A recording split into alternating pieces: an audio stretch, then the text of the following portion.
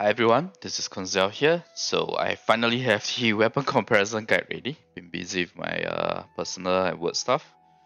So the weapon comparison this time, I'll look at the signature weapon, Mistsplitter, PJC for the 5-star weapons. 4-star weapon, we have Black Sword, Black Cleave, both the 0 stat and 3 stats permutation. Cephals, Festering Desire, Tokabo Shigure, which is the new F2P event weapon, and Iron Stein. Okay. Don't worry, I'll pause at the end of the video for you, or I'll go slow at the end of the video for you guys to be able to pause and look at the figures yourself, in case you want to look at any figures that I've not covered in my analysis. Oh, and I've added the crit stats, so for people who want to know how the crit stats are like, for example, with weapons that have no EM, no crits value, this is the crit stats that we're looking at. Okay. Alright, so without further ado, this is the comparison analysis that we'll be doing. Before all that, right, let me just quickly go through the important notes. So first off, ER values matches whatever has been covered in Alhaitham math guides. I don't want to put it as a number here. This was from Wanderer. Okay, so it's all whatever has been covered previously in Alhaitham math guides. And basically it's 100 to 110 base ER, which is covered by base artifact rules. For GD, Gilded Dreams, with EM Sense, Damage Goblet, and CR Circlet, with obviously crit stats for the substats, is compared here since that's the best artifact foundation for Alhaitham. The artifact differences in that I've covered in Alhaitham Math Guide 2 more or less remains the same across weapons, right? Now, comparison here is done based on the Agra spread comp, which has higher potential compared to Quick Bloom, but Quick Bloom is better for F2P. So it really depends on how good or how optimized your characters are. Now, for the weapons with ER subset, they will have better value in comps where Alhaitham is a single Dendro. But you will need 180 to 200 ER in such comps, so base rolls are not sufficient even with ER subsets on weapon. So if you do choose to use Alhaitham as a single Dendro, you have to invest later. You have to get additional ER upgrades as well, which will take away from crit stats too. So it's not looking good for him as a single Dendro. Like, I mean, if you want to do Quick Bloom, right, I do believe that Nahida would be better. Okay, for F2P event and craftable weapons, I am only including the R5 figures, no R1 figures, which like is very understandable, right? Because these are fully F2P weapons, you should be able to get R5 for them. Now, R1 or 5-star weapons will be compared against both R1 and R5 of 3-star and 4-star weapons. R1 of signature weapon will be compared against both R1 and R5 of the other 5-star weapons as well.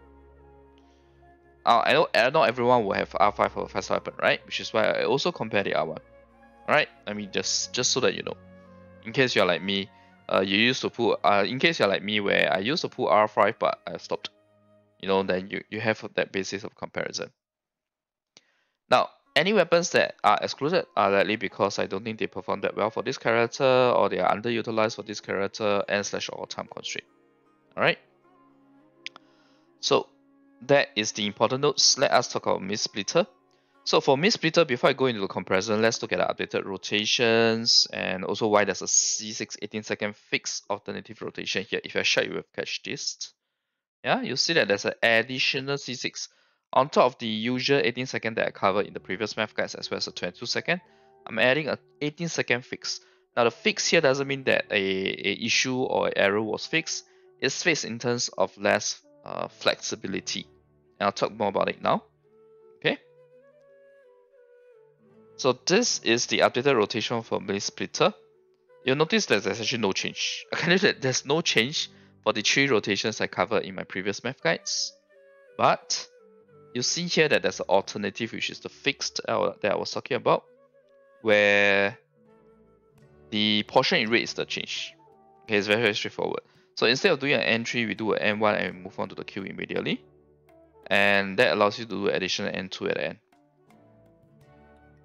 So for the most part, no changes to rotation even when using Mistsplitter.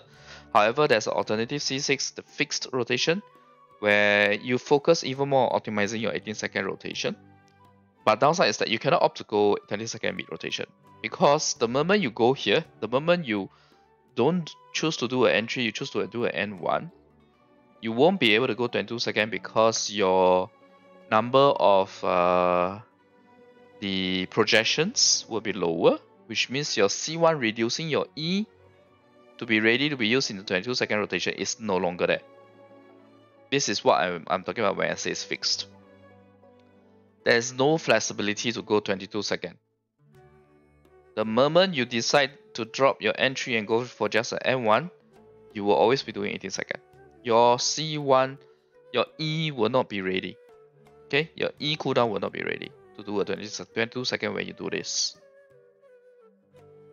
But this can still work because first off, it does give you a better rotation in terms of overall DPS, and I'll show you guys later in the figures here. But it's not overwhelmingly big though. And especially if you don't care about the flexibility. I said fixed many times because I wanted to drill this in. Okay? You can't decide to go to 22 seconds if you go this. The moment you drop your entry, that's it. The moment you go only N1, you cannot go 22 seconds. You just go 18 seconds. Oh, and by the way, although I put it as N2, right, it may be closer to N2.5, which means the first set of entries still connects when the 18-second rotation ends. But I just leave it at N2 for simplicity. Now, for the people who understand what I'm saying here, you will understand that you do get additional hit from your entry first hit. That is still part of the 18 seconds. And to be honest, most players will just have the second hit connect as well, right? It's just that in that scenario, it will be more than 18 seconds. Alright? Now, there's one important note I will say here, which is that the same alternative C6 rotation can be applied to his signature weapon too. And in fact, not just his signature weapon, it's throughout. It can be applied to every weapon. Where instead of doing M1, you drop the M1 as well. Because M1 here is required for Mistsplitter effect, right? But if I'm using his signature weapon or any other weapon, I can just drop M1 and just go straight to Q. So it's E to mirror Q. So this is how it looks like. Once you use Alhaitham E, you go to mirror Q. And you get a definite entry here at the end. But the same caveats apply, right? Be it signature weapon or any other weapon, once you go for this rotation, you lose your flexibility to go 22 seconds halfway through here, for example. Or at the end, you cannot go 22 seconds. Simple as that. So it's the viewer's choice here on which 18 second C6 rotation to go for, assuming you do get C6. I know most people don't, but my math covers me max, so I will cover C6. Alright? If you're not happy, if you don't want to listen to C6, skip it. Alright, these are the Mistsplitter figures. Looking pretty good, right? And I have for you guys here the comparison between the fixed rotation and the normal 18 seconds that I have covered. So you see here, it's only 4% better.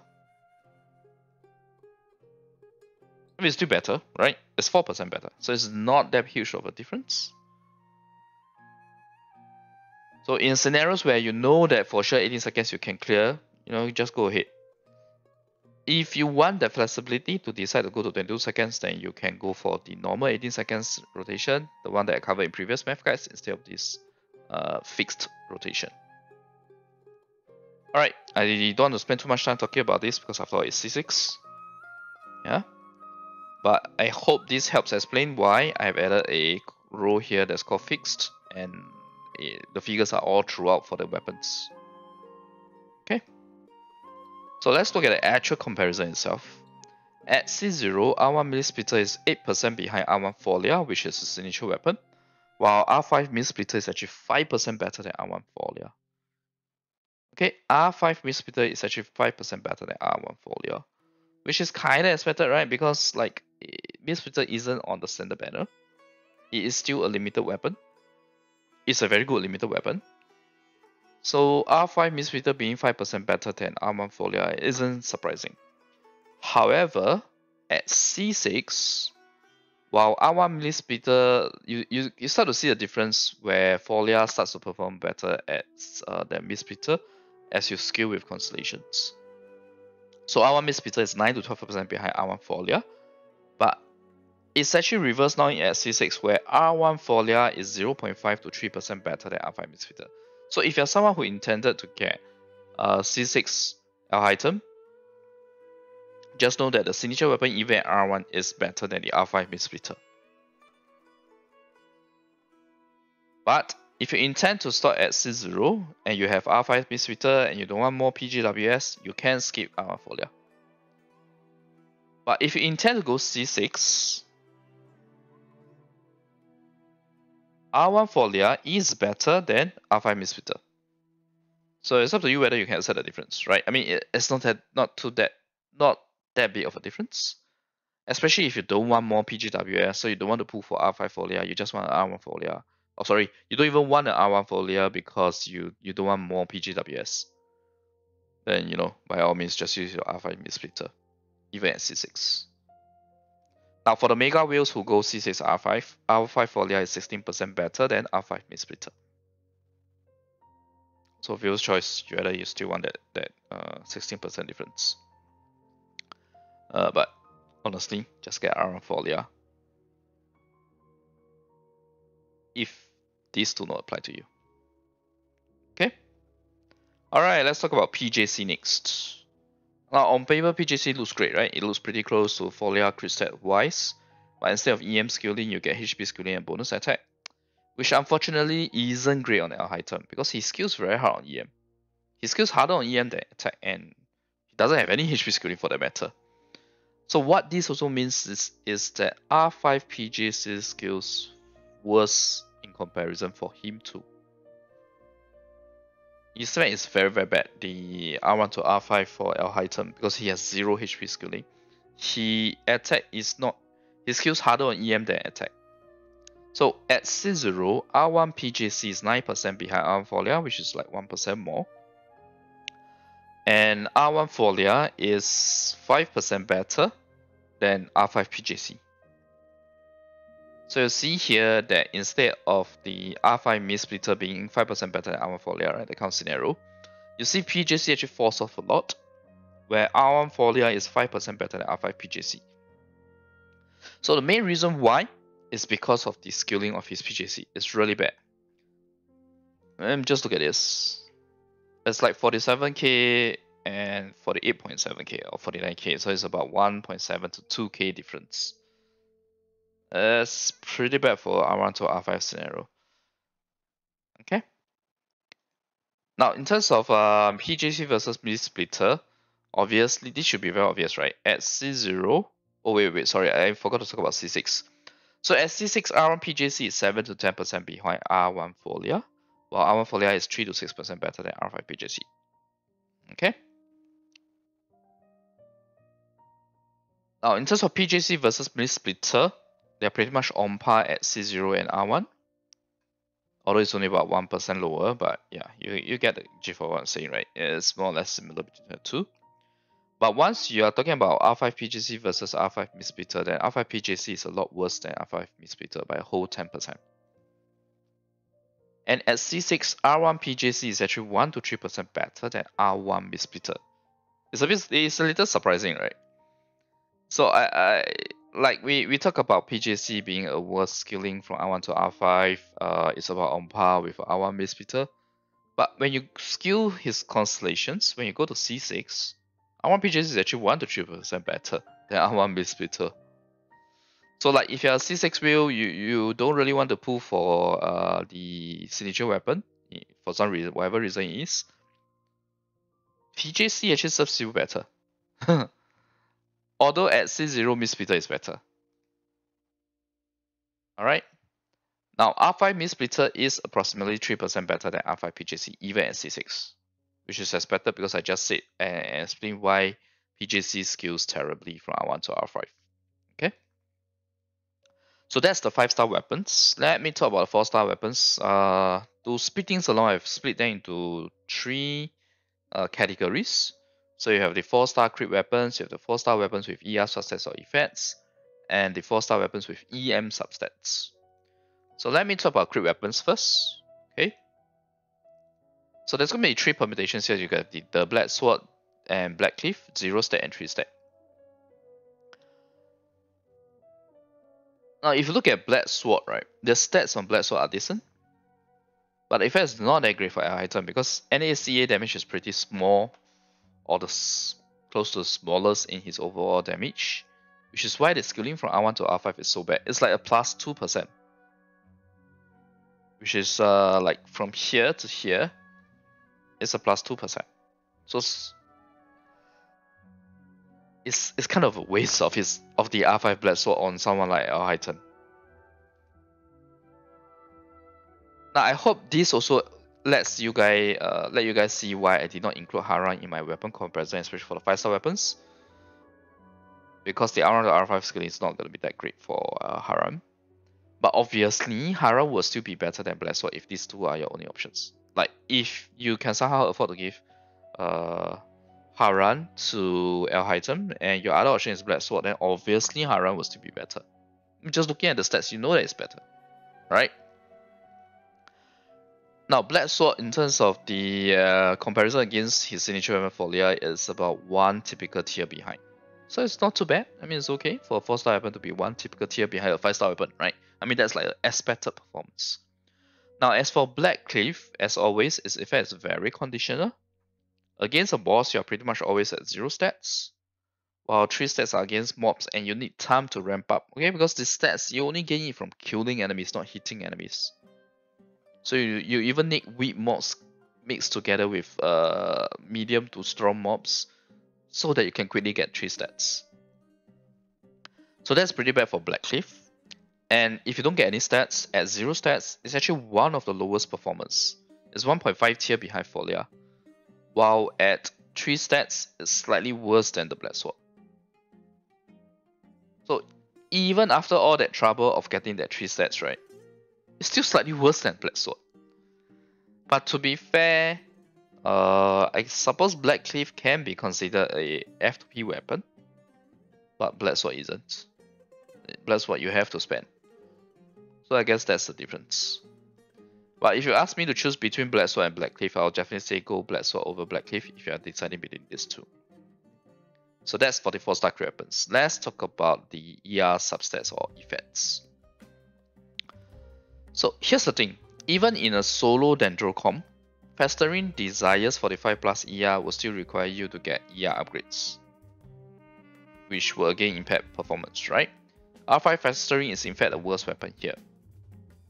Because, remember, wait, I just realized there's a statement missing here, okay? Alhaitham only requires 100 to 110 ER in this comp. So weapons with ER substats or effect have a huge waste in their benefit per se. Yep. So I know Festering Desire looks good, right? Because of the fact that it increases elemental skill damage and elemental skill crit rate. So it's very helpful. But because of the 45% ER on it, right? The 45.6 or 0.9 ER on it, the ER is wasted. But if you try to force it on a solo Dendro comp, you need 180 to 200 ER. So 45 plus ER still requires you to get ER upgrades. So end up, it will still impacting your performance because you end up having to reduce your crit to get more ER upgrades. So it's not good for Festering Desire. Okay? Now for Syphos, it's slightly better than Festering, since Alhaitham skills hard on EM, but it's still not great seeing as its effect, which is ER, is wasted. Like, Syphos has an EM subset, but its weapon effect gives you ER based on EM. So that ER is again still wasted, right? I can tell you guys, Syphos is actually on par with a Black Cleave 0 stats. Yeah. Unfortunately. And also, again, for solo Dendro, if you want to lower the number of ER grades, you need R5 Syphos, which is not easy because Syphos, the first and only time it appeared on the banner was with Nilou. So even with R5 Syphos, you still need ER upgrades. But if you have a R5 Syphos, I think it's much better utilized on Cookie on Kazuha given the support-like nature of its party-wide buff, right? Because other than giving the wielder bonus ER based on the EM, it also gives the team ER based on 30% of the ER to the wielder. So yeah, why use Syphos on Alhaitham then, right? Now there's also sacrificial if you want to extend his tree mirror further, but you get rotation extension issues and you still need ER upgrades again. So yeah, it's not great for weapons with ER success or effect for Alhaitham, regardless of whether it's solo Dendro or double Dendro. Okay, I hope this analysis helps you guys understand. Alright, let's talk about 4-star weapons with EM substats. I like that we are getting this music for this category because this category is actually pretty good for Alhaitham. So first off, Iron Sting and Tokabo, which is the Umbrella F2P event weapon in 3.3. They are very, very similar. Okay? They both have the exact same base attack and EM value. And both effects are providing elemental damage bonuses. However, the key difference here is that Iron Sting is a buff, while Tokabo is a single target debuff. So in scenarios with 2 or more enemies, Iron Sting will do better. Because Tokabo only works on one target at one time. Iron Sting is a buff that works throughout, regardless of how enemies, because it's buffing your own character. So even though Tokabo has a slightly higher damage bonus than Iron Sting will do better the moment you have 2 enemies or even more. In fact, it goes worse, exponentially worse the more enemies you have for Tokabo. Now, since both of these weapons are fully F2P, I will only look at R5 of these weapons. So R5 Tokabo is in fact the best 4-star weapon if you only look at the figures. I can show you guys. So you see here 41k, right? And then you have a 39k for Black Cliff 0 stats, 41k for Black Cliff 3 stats, Syphos is 39k, Festering Desire is 38.8k, Tokabo you see here is 40.3k. And Iron Sting is 42.3k. So you see here, you see that Tokabo has the best performance of all the 4-star weapons. But it's very, very conditional. It's conditional to only single target scenario, which is pretty tough to meet. It's really only against bosses that you can achieve this. So I'll say for 2 or more enemies, R5 Iron Sting is your best 4-star weapon. In fact, it's better than R1 Black Sword. If you remember, Black Sword was like 41.5k or 6k. Yeah, 41.6k. So 41.6k is still worse than 42.3k, right? Although they're pretty close. But R5 Black Sword does have wait, sorry. That's from previous video, you know that. R5 Black Sword does have a slightly better performance than Iron Sting. But like I said, it's not worth it for the skilling that you have on the Black Sword. Like if I have a R5 Black Sword, if I really have no choice, then obviously I'll use it on an item. But it kind of feels better on utilized on characters that actually have NACA as their main source of damage. You know what I mean? Now remember, I mentioned this, right? The more enemies there are, the worse R5 Tokabo performs. Like if you're up against 5 enemies, Tokabo performance is very terrible. Because the additional damage bonus only works on 1 enemy. It will pretty much drop to the same level as a Syphos. Though still slightly better than a Syphos. Okay? So like I said, I'll highly recommend Iron Sting. And just leave Tokabo for characters who mainly want the EM substat. So you don't need to worry about the damage bonus or how many enemies there are. Unless you are someone who's okay to switch between Tokabo and Iron Sting depending on number of enemies. Now obviously you can't do this for Abyss.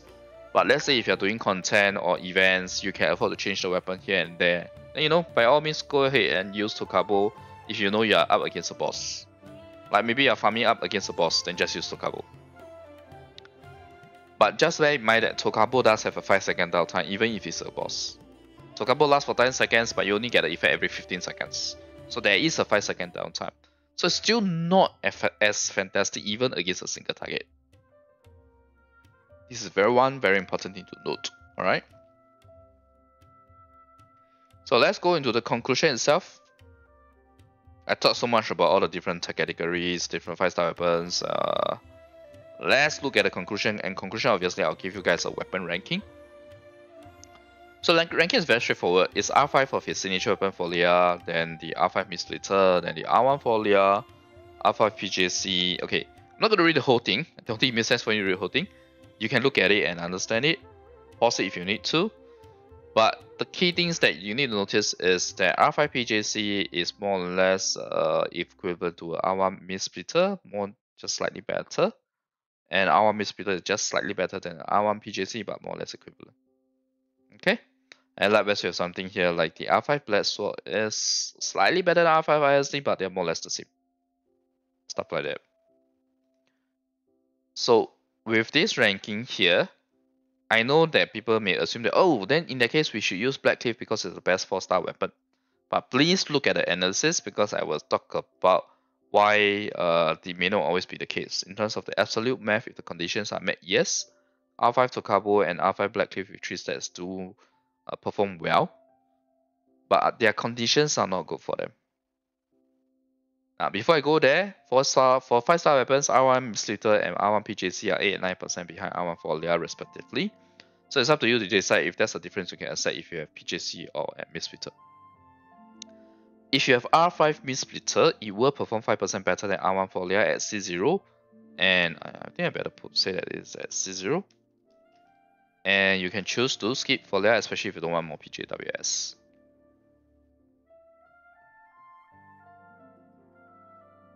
R5 PJC unfortunately is still worse than R1 for Leah by 5%. Since Alhaitham has no HP scaling and inside attack scaling is lower than his EM scaling. Then I should probably put 1 point about C6. Yeah, sorry I missed that. At C6, R1 for Leah is 0.5 to 3% better than R5 MS. Alright, so that's the 5-star weapons. So you guys decide if these differences are what you can accept, or if you have R5 MS, how it will perform, or R5 PJC, how it will perform in comparison, both at C0 and C6, yeah? Let's talk about the conditions that I was talking about.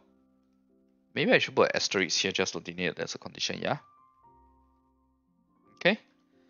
So, these two weapons, although in theory they look like the best 4-star weapons, the problem is their condition. Okay, Black Cliff requires mobs to achieve 3 stats. On top of that, you also need ramp up time because the Black Cliff stats is based on kills, not based on hit or dealing damage. Tokabo only performs well in single target scenario. Tokabo's performance actually drops exponentially the more enemies you're facing. Like out against 5 enemies, Tokabo is just going to drop all the way to somewhere here. Okay? It's going to drop all the way to somewhere here. Oh, and this is R5 Black Cliff. Alright? So, yeah, one of it requires single target, the other one wants more enemies. So both of them are not ideal condition-wise. So I can tell you, if you look at these two, if you remove these two, right, because of the condition, you basically have R5 Black Sword and R5 Einstein, right? And because they are more or less equivalent, I'll say the most cost-effective 4-star weapon is going to be R5 Einstein. Very straightforward, right? Why would I use an R5 Black Sword that I have to spend on if I can achieve the same with an R5 Einstein, more or less? I mean, the difference between R5 Black Sword and R5 Einstein is only 0.7% at C0. So it's a viewer's choice between the two weapons, the R5 Black Sword and R5 Einstein. But I think for most F2P players, you can just get R5 Einstein. Just use R5 Einstein. Make life easy for yourself. But for some reason, if you have R5 Black Sword, then you can go ahead and use it. But just know that it's just a 0.7% boost over R5 Einstein. If you have any other sword user that can better utilize the NACA bonus from the R5 Black Sword, then I would use the R5 Black Sword on that character. So one other way to look at this is that R5 Einstein being his best 4-star weapon overall in terms of like conditions and cost, right? It's actually very good for Alhaitham. However, one important note here, okay? This is assuming you have good artifacts and can achieve the crit stat listed for Einstein in the table. Remember, for Einstein, we were saying that something like 72 CR with 149 CD. So it's about 70, 140. Yeah, I mean, it's not the end of the world if you end up with something like 70 and 140. Okay? The performance based on the math is still going to be more or less the same. But if you need the crit stats from Black Sword or Black Cliff to achieve the stats, then please use them. But between the two, remember what I said, Black Sword is better. Alright? Just do a quick one for C6. Basically, there's only one real key difference from the C0 weapon ranking, and it's the fact that R1 Folia is now more than equal R5 MS. Which means it's slightly better than the R5 Mistsplitter, 0.5 to 3%.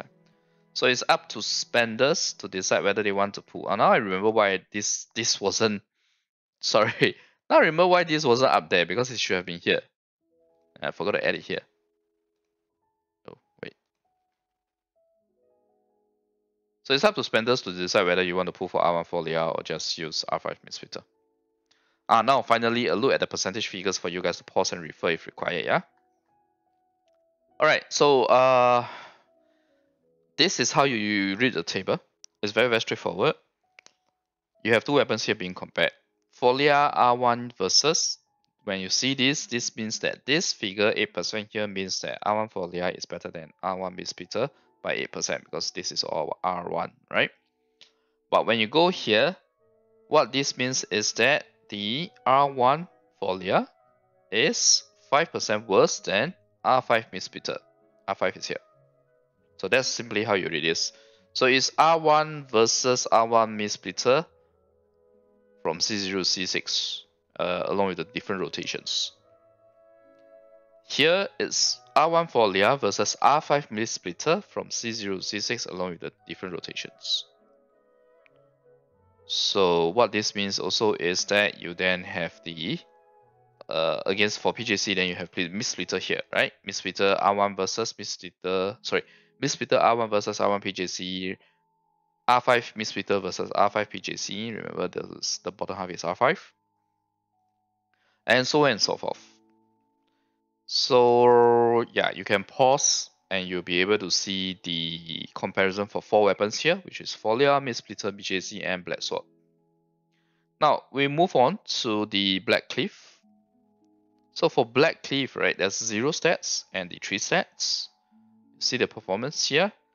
So basically, the moment you see any red cells, it means that the weapon here, the leftmost, or rather the left weapon that's closest to the comparison analysis here, is better. Okay? It's better than the weapon being compared here. Or you can say that this weapon is worse than the weapon being compared here, depending on how you want to view it. Like, if I look at this, it's very straightforward. Folia is 24.6% better than Black Cleave 3 stats. Black Sword is 1.2% better than Black Cleave 3 stats. This is how you see it. Now, pause if you need to. We move on to the weapon, Cephos. So same way you read this, right? And this is a crit stat for Cephos or any of the weapons without any crit stats, to be honest. So 72 CR, 149 CD. Okay? It's fine if you can achieve 70 and 140. Like, even I myself, I have not achieved the crit stats that I have done in my math. That's okay, it's just target to reach. Next, you have R5 Festering Desire. Now for Festering Desire, notice that I lower the CR, increase the CD because of the fact that there's a crit rate increase from its weapon effect. And these are the comparison figure. Moving on, we have R5 Tokabo here. You see that Tokabo actually performs pretty well, right? Because you see all of these 4-star weapons before it, when compared against it, a lot of it is worse than Tokabo. Only specific constellations and stuff is better. Okay? But like I said, Black Cleave 3 stats very conditional, but R5 Tokabo itself is also conditional. So yeah. Alright, now let's move on to Ironstein. Now, like I've mentioned, right, Ironstein is the best weapon for him in terms of overall conclusion. Because in terms of conditions, in terms of cost, yeah, R5 Ironstein is the best. And you wonder why Ironstein was so weird in the past before Sumeru, where you have EM sustain and damage bonus, right, instead of like resistance shred. Well, now this weapon finally gets utilized well. So yeah, you can see here, at C0 Ironstein does perform pretty good, right? And at C6 it's actually very close to Black Sword.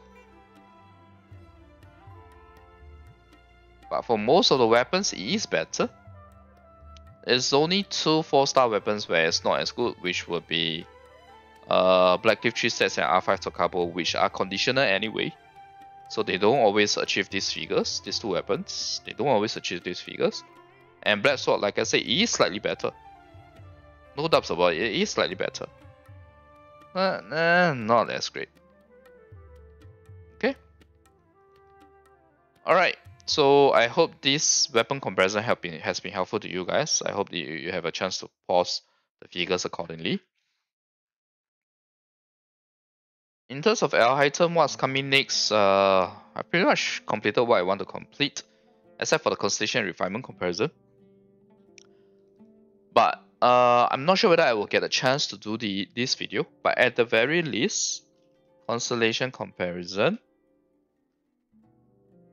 was done previously in Math Guide 3, if I'm not wrong. The previous Math Guide right before this.